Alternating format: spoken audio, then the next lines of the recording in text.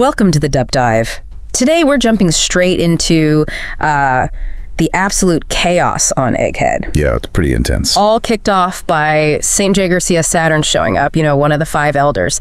His power display was wow. Definitely. And we've got some great sources to unpack this. A really detailed Vietnamese analysis and YouTube breakdown transcript focusing on chapter 1129. Right. So our mission today is basically to pull apart what these sources are telling us about Saturn's power, which is terrifying, frankly. And Kuma's backstory, too. Yeah. That whole tragedy with the Buccaneer raid. Exactly. And how it all ties into the God Valley incident. This stuff really changes how you see the current events, doesn't it? It absolutely does. You start to see the power dynamics and the historical weight behind everything happening now. It's staggering. The fact a 5 elder even showed up in person. Yeah. That alone tells you how serious the world government thinks this Egghead situation is. Huge deal. Unprecedented, almost. Okay, let's focus on Saturn first. Yeah. His authority is just off the charts. Yeah. I mean, ordering vice admirals and everyone lower rank to not even look at him, to get off the Central Island entirely. Yeah, that says a lot. It puts the 5 elders on a completely different level, even beyond the celestial dragons we kind of hear more about. Totally. And the sources mention the regular Marines are just in shock. Like, this never happens. It screams crisis. Right. It suggests the threat level is beyond what even an admiral like Kizaru can handle alone, right, in their eyes. Right. And then you get to his actual powers, which are, right, well, chilling is a good word. Chilling, yeah. That regeneration. Bonnie stabs him, throat, and the wound just poof, gone instantly. No trace. It's incredible. The analysis we looked at mentioned maybe a mythical zone or something equally rare. It just puts him in a different league. Absolutely. Durability like we've almost never seen raises the stakes massively for anyone trying to fight him. And then there's that force he used. Took out Sanji with one blow, didn't even seem to try. Effortless. Yeah. And then pinned Sanji, Frankie, others down. They couldn't move. Vegapunk thought it might be a devil fruit power, right? Some kind of pressure or gravity manipulation, maybe. Something new. Could be. Or maybe related to hockey in some way we haven't fully understood. It's hard to say.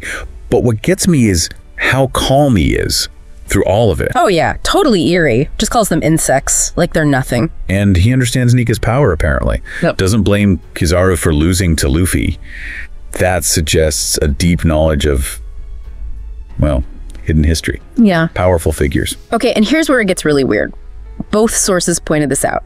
Saturn looks exactly the same now as he did 38 years ago at God Valley. Identical. It's unsettling. It just throws up massive questions, doesn't it? Immortality. Did he get the Opno-Me surgery way back when? Or is it something about his race? Or just some unique ability? It's a huge mystery. A top world government figure who apparently hasn't aged in almost 4 decades. That's... Well, it's extraordinary. It changes things. Yeah, it really does. And it leads perfectly into the next big piece. Kuma and the Buccaneers. Right. His whole tragic history. Turns out, him being a Buccaneer is why he was enslaved his whole life. This great crime the race supposedly committed against the world ages ago led to them being hunted down, enslaved. It explains so much about Kuma's suffering. And Ivankov noticed Kuma has giant blood too, didn't he? So maybe a connection there between Buccaneers and giants. Makes you wonder what that great crime actually was. Something that challenged the world government way back. Could be. And then the really heartbreaking detail.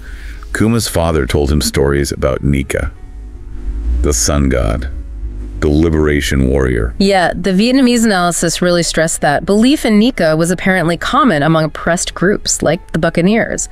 Kuma wanted to be a hero like Nika when he was a kid. It shows that hope, that legend. It wasn't just forgotten, it was kept alive. Especially by those who needed it most.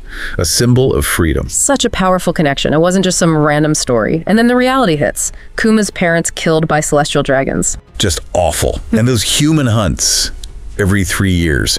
In places not even part of the world government. It shows such casual cruelty from the world nobles. Just pure disregard for life. Horrifying. Which, again, brings us straight back to God Valley. Yep. A resource-rich island outside world government control.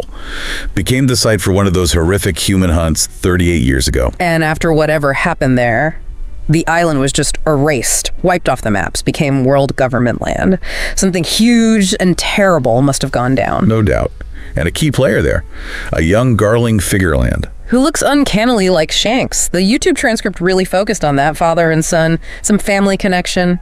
Big theories swirling around that one. And apparently Garling was powerful even then. Ruthless. a champion candidate in the hunt. Having him and Saturn, a 5 elder, present at what was basically a mass slaughter, it really underlines the world government's direct involvement in this stuff. And again, Saturn was there 38 years ago, looking exactly the same. It keeps circling back to that immortality question. These dark historical threads are really starting to connect. They really are. And while all this history is coming out, we've got the present day drama on Egghead just exploding. Right. Even facing Saturn, the Straw Hats are showing that teamwork. Frankie saving Luffy when he was down. That was crucial. And Saturn even noticed, didn't he? Said something about their cooperative spirit. Kind of a weird compliment coming from him. It is strange. And then you have Bonnie just going for it, attacking Saturn head on. Pure rage there. You can feel her hatred for the guy who tortured her father. Yeah. Her first attack didn't do much, but still, the courage. And her connection to Kuma is so central. Absolutely. And Saturn's line to Luffy about seeing if they have the destiny to escape this despair island. What do you make of that? It's loaded, isn't it? Like he's testing fate, or maybe testing Luffy's potential to break fate, to defy the established order. And we also learned a bit about how Kuma, Ivankov, and Ginny first met, right, at God Valley. Yeah, well, Kuma was trying to escape, and Ivankov gave that speech, trying to rally the slaves to run together. That must have been a key moment, probably way before Kuma joined the revolutionaries. And Ginny, of course. We know now she's Bonnie's mother. Just adds another layer of tragedy to it all, doesn't it? Yeah. Kuma's story is just gut-wrenching. It really is. How all these people, all these events are tangled up in that one horrible incident at God Valley. It shows just how deep the scars of the world government's actions run. Definitely. The consequences just ripple outwards through history. So yeah, this deep dive leaves us with a ton of questions still hanging. Like, what is Saturn's power exactly? That spider-like transformation the analysis mentioned? A mythical zone? Could be. And that great crime of the Buccaneers, what was it? Does it link back to Joy Boy? The ancient kingdom? And Garling and Shanks, what's the real story there? So much mystery. Plus, the immediate problem. How did the Straw Hats get off Egghead? They've got Saturn, they've got Kizaru, even if he's weakened. Are they going to get help? Maybe the real Kuma shows up somehow? That would be something. And Vegapunk's fate is still totally up in the air. Right. And Bonnie, maybe she has some hidden trick up her sleeve. Could she actually hurt Saturn somehow? So many possibilities. Okay, so just to wrap up the key things we pulled out today. Saturn's power is immense, mysterious, terrifying. Kuma's history, the Buccaneers, God Valley, Nika, it's all one deeply tragic, interconnected story. And it all feeds directly into the chaos happening right now on Egghead. These aren't just backstory details. They fundamentally change our understanding of the world's dark history and the power structure still in place. Yeah, the cruelty of the celestial dragons, the government erasing history. It paints a really grim picture of what Luffy and the others are fighting against. Absolutely critical context. And it loops back to Saturn's question about destiny, doesn't it? Is this clash on Egghead already decided?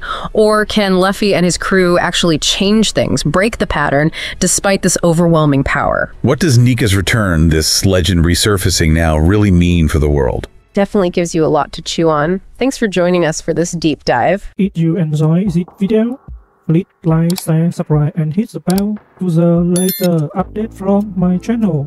Thank you for watching till the end and see you in the next video.